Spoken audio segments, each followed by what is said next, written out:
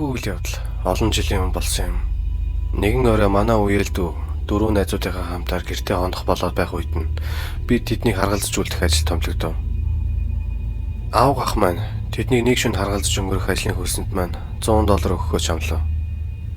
Миний хийх зүйл ердөө 10 настай хэдэн хүүхэдтэй хамт бүхэл шөнийн турш видео тоглоом тоглох байсан тул дотроо энэ хамгийн амархан олдох 100 ногоон байна хэмээн олзуурхаж байлаа. Гэвч шөнө дундын үед дээд давхарт хүлэн чимээ дуулж эхэлснээр энэ бодол маань алга болсон билээ. Бид тэр үед хонглын өрөөндөө видео тоглоом тоглосон хэвээр байсан ба өшөө хоёр хүүхэд ч тэрхүү хүлэн чимээг сонссон байсан тул би буруу дуулаагүй гэдэгтээ итгэлтэй болов.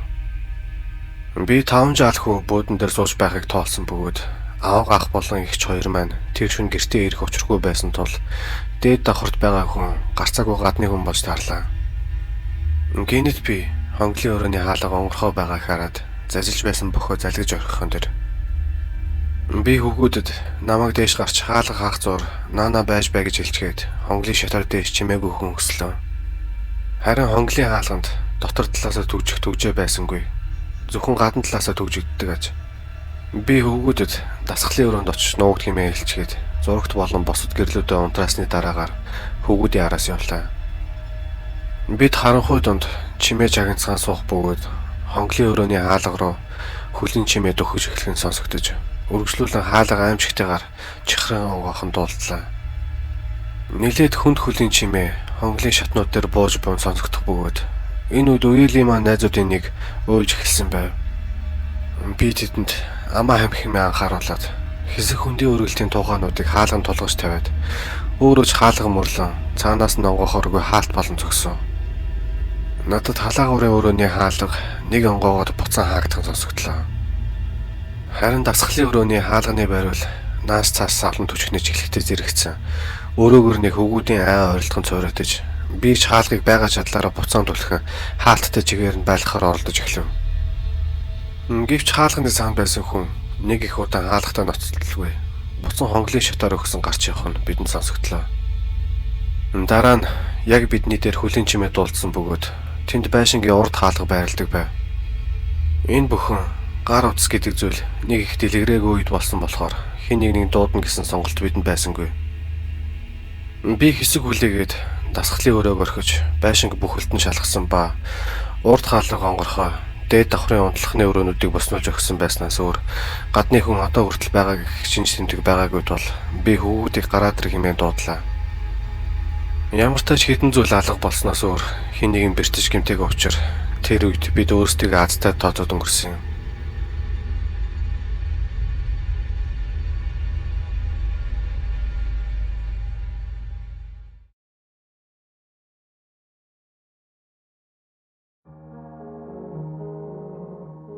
Би 13 настайгаас л эхлэн Fallout Boys-ийн CD худалдаа авах гэх мэт үнэхээр их хэвтрэлзэлд илүү мөнгө зарцуулах гэж завтай үеэрээ хүүхэд тасрагч хийж эхэлсэн юм. Би хвчлэн аавынхаа өгшүүлэгч нарт ажилладаг байсан бөгөөд аав маань хуульч хүн байлаа. Нэгэн удаа 9 настай охин болон 7 настай хүүтэй нэгэн гэр бүлд хүүхэд тасрагч хийхэр болов. Хүүхдүүдийн эцэг их нь дажгүй хүмүүс мэт санагдлаа. Тэд надад хийх зүйлсийн жагсаалтыг цагийн хуваарьтан гаргаж өгч бас тэдний явсны дараагаар гэрт нь ямар ч хөвгүүд авчирч болохгүй талаар хөнгөн ошгоноос чамжив. Ямар ч тач эцэг эхчүүд нь байшинг орхин гарцгаалаа. Харин тэднийг дөнгөж явсны дараагаар 9 настай охин нь маш нарийн зэвүү хөргөм хоолоогоор бид ингээд хэдүүлэхнээ үлдлээ хэмээн дуулах маягтай хэлхэн тэр. Харин хариуд нь 7 настай хүү инээд алдсан мөн адил зэвүү хөргөм хоолоогоор харин тийм ээ одоо хийдүүлээ хүчин хийж тоглолцоо хэмээн жуумалсан хэлв.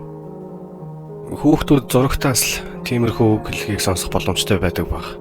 Харин тэрхүү үгийг шууд ашиглаж байгаа хүүхдтэй нэг удаач таарж байгаагүй тул би нилээдгүй гайхширч нүдээ бүлтээлхэн нэг том харчгаад бошуухан ярианы сэдвийг өөрчилж байж билээ. Дараагийн хэдэн цагийн турш тэрхүү хүүхдүүд жинхэнэ там болон хувирв. Тэднийг South Park үзэн хэмээн зөрүүлэхэд нь эцэг их нь мэдээж 9 болон 7 настай бяцхан хүүхдүүдтэй тиймэрхүү шоу үзүүлэхийг хүсэхгүй байх хэмээн таамаглаад тэдэнд зөвшөөрсөнгүй. Намайг тэдэнд үгүй гэж хэлэхэд охин нь за тэгвэл бид гэр бүлийн өрөөнд орж PlayStation тоглолоо. Чи энд хүснээ үзэж бас хийж болно шүү хэмээн хэлхэн тэр. Би түүний юу сэдэж байгааг нь мэдэж байсан учраас тэдний том өрөөнд үлдээд намайг орон хоол бэлдэж байх зур South Park-аас өргөцсөн шоугаа үзэх юм хэллээ. Тэдний эцэг эхчүүд нь хүүхдүүдэд орон хоолнд нь сэндвич хийж өгөөрэй гэсэн зааварчилга үлдээсэн байв. Харин намайг шүүгэнээс талах гаргаж амжаачгүй байхад би маш чанга юм хагарах чимээ сонслоо. Охин ямар нэгэн шил хагалсан бололтой. Уур маань баг зэрэг хурж байсан ч би тэднийг шийдэхийг хэрэггүй байлаа. Би тэрхүү үнэхээр хачирхалтай бас айц төрүүлэм хоёр хүүхэд намайг нүд тавчилгүй харж зогсох зуур би шалан дээр харахаа шилнүүдийг шүүрдэн авч цэвэрлэж дуусгав. Тэгээд шилний хагархаануудыг хогийн саунд хийчгээд сэндвичээ өргөжлүүлэн хийж эхэллээ. Би цагаан холтон учраа хүүхдүүдэд дахианы махтай харин өөртөө энгийн ногооны салааттай сэндвич бэлдэв. Намайг дөнгөж хачиртай талхнуудаа бэлдэж дуусгах мөчөд 7 настай хүн гинэт маш чангаар яолон орилж эхлэх тэр. Биш тэр дорой юу болсныг шалгахаар том өрөөний буудангийн зүггүүн очиход хүү дээш хараа твтчихсэн. Хоёр тийш өнгөрөлдөж миний шагаа хэмээ яолон орилсоор байлаа. Намайг яаж байгаад шагаагаар гимтээснийг нь ойлгохоор олдож байх зур 9 настай бяцхан охин нь өрөөнөөс эмхэн зөрөн гарч буйн нүдний болонд үзэгдсэн ч би үдсэн болж жүжиглээд байгаа хүүд илүү анхаарал хандуулчихсан байсан тул тэр үед нэг их зүйл бодсонгүй. Тэрээр би зогсох гэсэн боловч шагаагаар минь аимшигтай хөвдлөө хэмээн дахин хэлсээр байх бөгөөд хэсэг хугацааны дараа миний арагш нүдээ эргэлдүүлэх үед нь би араг шартал 9 настай охин нь миний ард с ижиг бүхий нэмсгэл гаран зогсож байх нь тэр. Гэтэл гинэт гайхамшиг болж нөгөө хүүгийн хөл тэр дорой идэгж орхилоо. Би тэр үед энэ хүүхдүүд үнэхэрийн хачин мөн анхаарал татахтай арайдын дүү хэтрүүлэгтэй юм байна гэхээс илүү бодоогүй байв. Учир нь би өөрөө 13 настай хүүхэд байсан шүү дээ. Дээр нь $60 надаас 3 цагийн зайтай намайг хүлээж байлаа. Би бэлдсэн сэндвичүүдэд тавглан хүүхдүүдийн урд тавьчихад хийж үлсэн ундаа авч ирэхээр буцан галтгооны өрөөрөө явсан юм. Буцаж ирээд ундаагаа айгалж байх цуураа тэд сэндвичнээс огт хазаагүй байгааг нь анзаарав. Намайг тэднээс юугаа хүлээсэн юм бэ хэмээн асуухад тэд чамайг өөрийн хөвгөө хацхыг хүлээж байна хэмээн хэлээд инээмсэглэжээ. Тэр үедээ үнэхээр сэжиг бүхий санагдаж сэндвичээ нээж үтсэнтэй одоо ч баярлж авдаг юм. Учир нь намайг дээд талын талхыг авч үзэхэд дотор нь хагархаа шилнүүд байлаа. Миний түрүүхэн хогийн саунд хийсэн тэр хагархаа шилнүүд. Би харсан зүйлдээ ч итгэлгүй эдгээр чөтгөрийн хүүхдүүд рүү хэлэх үггүйгээр хэрцээ байсан бөгөөд тэд ч над руу эргүүлэн хорон нэмсгэл нүрэндээ тодруулан ширцээр байлаа. Гинэтийн л миний төвчээр барагдан тоо хоёр жинхнээсээ инглээ гэж юу? Эд чинь миний амаг ямар аимшигтай гимтэж болох байсныг ойлгож байна уу? Тоо хоёр чинь яаж гасан хүүхдүүд вэ? Хэмээн тэдэнд рүү хашгичиж эхлэв. Уучлалтгүйж, ойлж, эсвэл ядаж гимшиж буй дөрөсөхийн оронд харин тэдгээр хүүхдүүд инээлдэж эхлэх нь тэр. Харин тэр нь огт хүүхдийн инээд биш, сулхан, удаан, мөн занал хэлсэн мэт хоолойны өмгөөр инех инээд байв. Кинон дээр хөгшин хорон санд авч шулмуудалтай гэж нээдэг байх. Толгойд минь орж ирсэн анхны бодол ингэж инехэд тэд тэрхий жаахан биш гэж юу гэсэн бодол байлаа. Би цааш тэрхүү хүүхдүүдтэй ганцаараа байж чадахгүй гэдгийг ухаарч тэр үед 17 байсан том ихчигээ дуудаж болсон явдлыг тайлбарлаж өгсөн юм. Тэдний эцэг их нэрсний дараагаар бид хоёул айдас дүүрэн тэрхүү байшингаас гарч байж билээ. Би дахин хизээж тэрхүү айлд хүүхэд тасрагч хийгээгүй.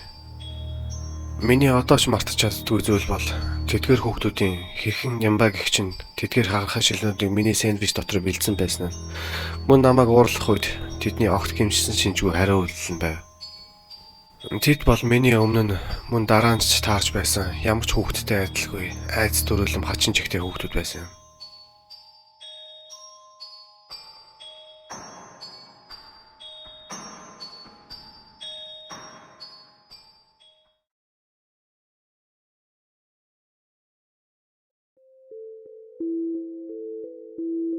Энэхүү үйл явдал болох үед нэлээд ширүүн цасан шуургатай үдшиж болж байлаа.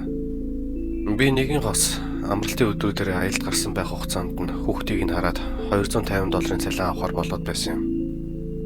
Хүүгийн нэрийг Матthew гэх бөгөөд энэ бүхэн миний очсон анхны шөнө буюу баасан гаргийн орой болсон билээ. Матthew аль хэзээ орондоо орчихсон. Харин би том өрөөнд кино үзэн сууж байв.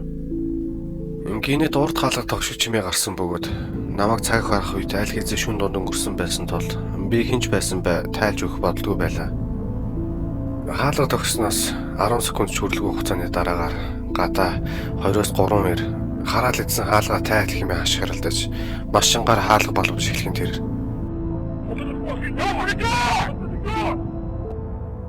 Тэр зүрх маань золтол зогсчихоогүй. Би маш чимээг өгнөр хаалганы ойролцох цонхны хөшгөний завсраар гадаа юу болоод байгааг ажиглахаар удаанаар хөшгөнийвэл цонхны яг цаана хин нэгэн өөдөөс минь бүгдэлцэн хар зогсож байх нь тэр. Би цочихдоо хойс зам онож арайхийн боцч бүхэл дээрээ босоод хамгийн дөрөв толгойд орчсон бодлоо даган галтгооны өрөөний утсаар цагдаа нар руу залгахаар гүйлээ. 911-ийн оператор надад цагаа гарan байдлаас болоод цагдаа нар жаахан овдож очихыг анхааруулад тэднийг очих хүртэл хүүхдийг аван байшингийн хаа нэгтээ нуугдаж байхыг зааварчлав. Мөн тэд надаас цагдаа нар очтол уцаас салгалдгүй байж байхыг хүссэн ч тэр үеийнхээ айц сандралаас болоод би уцаас салгаж орхисон байлаа. Харин дээш гарахаар том өрөөний хажуугаар гүү хүртлээ хаалга балбах чимээ зогсчихсан байсныг би анзаараагүй байв. Би дахин дөрвөн гих чинь хаалганы хажуудах цонхны хөшгөөр шагаавал энэ удаа гадаа хинч харагдсангүй. Генетикийн шил тачигнан хагарах чимээ байшингийн нөгөө өнцгөөс дуулдаж тэд байшин дотор авиран орж иж бөг ухаарах тэр мөчөд өдөг маань салгалан чичирч золтоор зөгдөөд унжгаагүй. Би дээд давхар руу очиж Матьюг авах хэрэгтэй байлаа. Түүнийг ганцаараа гин үлдээж болохгүй шүү дээ. Харин би дээш гарan түүнийг сэрэх үед буцан доош бууж урд хаалгаа гарах мэдээж аль хизээ оройтсан байсан бөгөөд учир нь доод давхраас аль хизээ хүмүүсийн хүлийн чимээ болон зэвүүтэй инээлтгэн сонсогдоод эхэлчихсэн байв.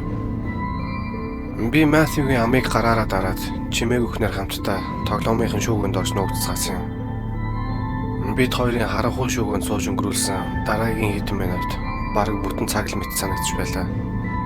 Хевсэн дээр доолдох хүлийн чимээ бидний байгаа онцлогны өрөөний үүдэнд ирэх үед Матьюгийн шин ууж эхлээд байв. Гадаа нэгээс илүү хүн байлаа.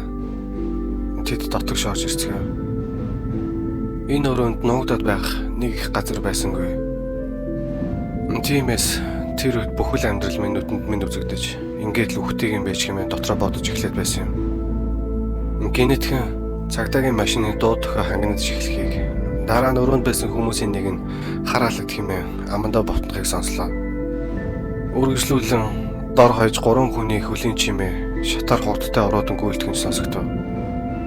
Цагдаа нар тэднийг тэр доорн барьж чадаагүй ч үлдээсэн хөлийнх нь мөрнүүдийг мөшгөөд нэг их холдож амжаагүй байхад нь бүгдийг нь баривчилсан юм. Тэнд нийт 5 хүн байсан болж таарсан.